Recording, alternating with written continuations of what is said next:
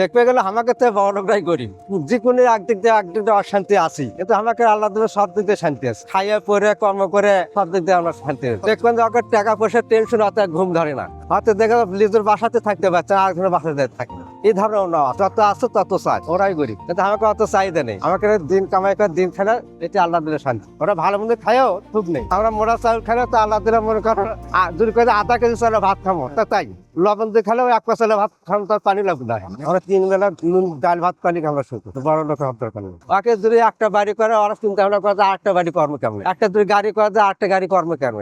বড় লোকের গেলে এই আশা একে চায়, একের আশার কোনো শেষ নেই। গরিবের মানুষের অভাব নেই, কর্ম করে খাবার ফেলে কাজ করে খাওয়ার ফলে তার কোনো অভাব নেই। স্বভাবে গরিব হয়, অভাবে হয় না। দেখলে একটা বিল্ডিং করলে 20 লাখ টাকা ঋণ দেয়, দেখো বিল্ডিং হয়তো যে কোনো কারোবার তো নষ্ট হয়ে গেল, ওই রিঙ্গের সুদ করে দিলে পারো না, এইদিকে ওই বিল্ডিং এর সাথ, তাহলে গরিব না তা কি?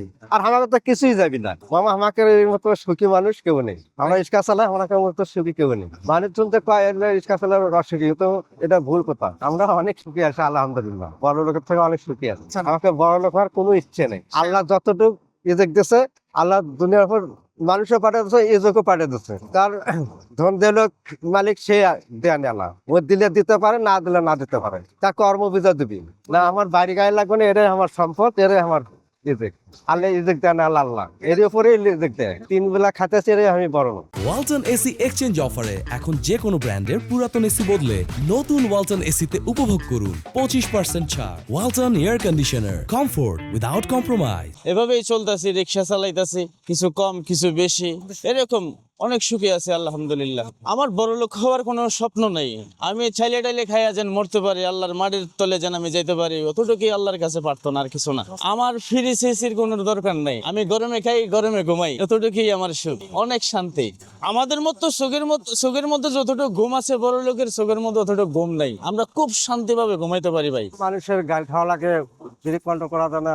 আবার 10 নম্বর একটু সমস্যা হয়, মাঝে মাঝে পুলিশের ঝামেলা করে, শরীর অসুস্থ হয়, কিন্তু পায়ের কাজ চালালে কোনো শরীর অসুস্থ হবে না।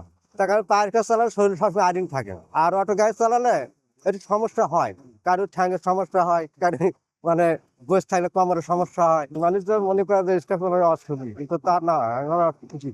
নিজের শরীর ঠিক, গাড়ি ঠিক, আল্লাহ ইজেক দেন, আল্লাহ এটি আল্লাহ যা দেয় তাই তো ভালো ফল হয়।